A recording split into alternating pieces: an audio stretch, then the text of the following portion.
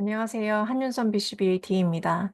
오늘은 제가 게시판에 제시한 10개의 문제 중에서 첫 번째 3개의 문제에 대한 문제풀이를 한번 해볼게요. 첫 번째 문제입니다. 써니는 강아지와 함께 잠을 잔다. 가끔 강아지가 코를 골아서 잠에서 깬다. 그럼 이때 써니는 강아지 코를 톡톡 두드리면서 그만이라고 말한다. 그러면 놀랍게 강아지가 코 고는 것을 멈춘다. 위의 이야기에서 써니가 강아지 코를 톡톡 두드리는 것을 설명하는 것은 이 스토리로 전개되는 문제들을 풀 때는 일단 이야기를 시간별로 간단하게 정리하는 것이 필요합니다. 그럼 오른쪽에 보시면 제가 문제를 간단하게 정리를 해봤어요. 우선 강아지가 코를 골면 써니가 강아지 코를 톡톡 두드려요. 그랬을 때 강아지는 코 고는 것을 멈춥니다. 써니가 강아지 코를 톡톡 두드리는 것을 설명하는 것을 보기를 보면서 하나하나씩 찾아봅시다. 1번, 반응 차단입니다. 반응 차단의 정의는 특정한 행동을 하지 못하게 막는 거예요. 그럼 여기서 써니가 강아지 코를 톡톡 두드리는 것은 강아지가 코를 골지 못하도록 완전히 차단하는 것인가요? 그렇진 않죠. 써니가 강아지 코를 톡톡 친다고 해서 강아지가 코 고는 것을 아예 못하게 되는 건 아니지 않습니까? 그래서 강아지 코를 톡톡 두드리는 것은 반응 차단은 될 수가 없어요. 그렇다면 이것은 벌죄일까요? 벌죄의 의미는 혐오 자극을 이야기해요. 따라서 어떤 행동 뒤에 이 벌죄가 제공이 되면 그 행동이 중단되거나 또는 줄어들 가능성이 높아요.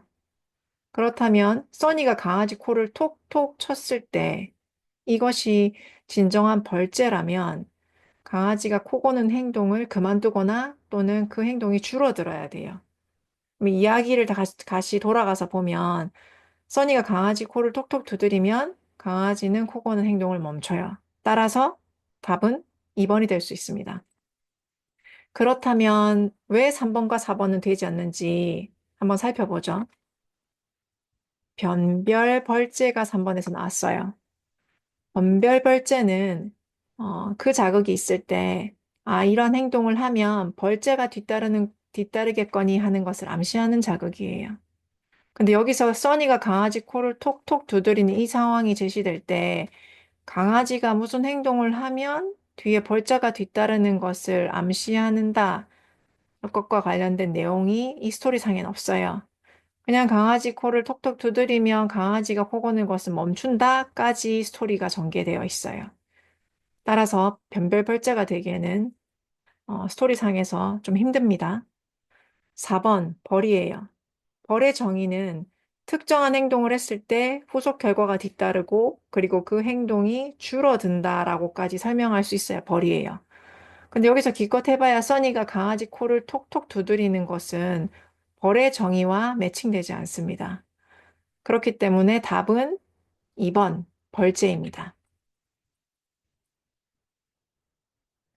두 번째 문제. 준수는 벤을 타고 가족들과 함께 캠핑장을 가는 길이에요. 근데 벤 안에서 뒷좌석에 앉은 아들이 로봇 장난감으로 엄마 좌석을 막 치기 시작하는 거예요. 이에 준수가 그만해! 라고 말하자 아들은 더 세게 로봇 좌석을 치는 거예요. 아들이 로봇으로 좌석을 치는 것을 설명하는 용어는 무엇인가? 이것 또한 시간 순으로 한번 정리를 해볼게요. 아들이 장난감으로 좌석을 쿵쿵 쳤어요. 그랬더니 준수가 그만해! 라고 소리를 질렀죠. 이에 아들은 더 세게 좌석을 쳤어요. 그럼 아들이 이렇게 좌석을 세게 치는 행동을 설명한 용어는 무엇일까? 1번부터 살펴보죠. 만약에 좌석을 치는 행동을 선행사건이다 라고 하려고 하면 그럼 이것이 어떤 행동을 유발을 했느냐가 스토리에 나와 있어야 돼요. 그런데 여기서 스토리의 끝은 아들이 더 세게 로봇으로 좌석을 쳤다 해서 끝이 났어요. 만약에 이게 선행사건이 되려고 하면 좌석을 치고 무슨 행동을 유발했다라고 스토리상으로 나와 있어야 되는데 그런 부분이 없지요. 그래서 선행 사건이 되긴 힘들어요. 두 번째, 그렇다면 로봇으로 아들이 더 세게 좌석을 치는 것이 행동이냐? 행동이 되려고 하면 그 행동을 앞서서 무슨 선행 사건이 있어야 돼요. 그럼 여기서 요약한 내용을 살펴보면 더 세게 자석을 치기 전에 무슨 일이 있었죠? 네, 준수가 그만해 라는 선행 사건이 있었어요. 그래서 이러한 선행 사건에 의해서 아들이 더 세게 자석을 쳤죠. 따라서 답은 2번 행동이 될 수 있습니다. 그럼 동기 조작은 왜 되지 못하냐? 동기 조작의 정의를 살펴보면 동기 조작은 특정한 행동의 빈도수를 높이고 강화제의 가치를 높입니다. 근데 아들이 더 세게 로봇으로 자석을 친 것이 특정한 행동의 빈도수를 높였나요? 그냥 스토리는 아들이 더 세게 로봇으로 자석을 쳤다 해서 끝나요. 그 이후에 무슨 일이 벌어졌는지 알 수가 없기 때문에 동기 조작이라고 보기에는 힘들어요. 그럼 네 번째 벌. 아들이 더 세게 로봇으로 좌석을 친 게 벌이 되려고 하면, 좀 더 이야기가 구체화돼야 되겠죠. 이런 선행 사건이 있었고, 그래서 무슨 행동이 일어났는데, 그래서 그 이후에 행동이 줄어들었습니다. 라고까지 설명할 수 있어야 되는데, 그러기에는 스토리가 그런 내용을 다 담고 있질 않아요. 따라서 정답은 2번 행동입니다. 세 번째 문제예요. 준수는 와인을 좋아한다. 저녁 식사 후에 와인을 마시고 있는데 얼마 남지 않은 것을 보고선 근처 주류점으로 뛰어가서 와인 한 병을 더 사왔다.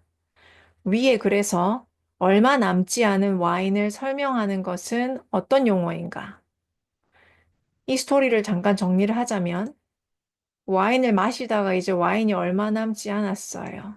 그래서 이러한 상황이 준수가 와인을 뛰어가서 한 병 더 사오는 행동을 유발했어요.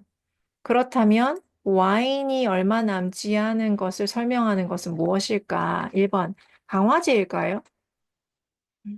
와인이 얼마 남지 않은 건 준수한테 그렇게 딱히 좋은 상황은 아닌 것 같아요. 그리고 강화제가 되려고 하면 어떤 이 상황 자체가 특정한 행동을 증가시키는데 기여를 해야 되는데 무슨 행동의 증가에 기여했다고 보기도 애매하죠.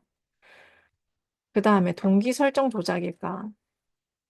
와인이 얼마 남지 않아서 이 상황은 준수가 와인을 뛰어가서 한 병 더 사게 만든 행동을 유발했고요. 그리고 와인이 얼마 남지 않았다는 상황 자체는 와인이 강화제로서의 가치를 향상시켜주는 데 기여했다고 볼 수 있습니다. 따라서 정답은 2번이 될 수 있겠죠. 그럼 3번 제지 효과. 와인이 얼마 남지 않은 것은 와인을 사러 가게 만드는 행동을 유발했어요. 따라서 제지 효과라고는 볼 수 없습니다. 마지막 4번, 변별 자극. 와인이 얼마 남지 않은 이 상황이, 내가 이런 행동을 하면, 강화제가 뒤따르겠구나라는 것을 개런티하는 그런 신호를 보내는 상황인가요? 그렇지 않죠.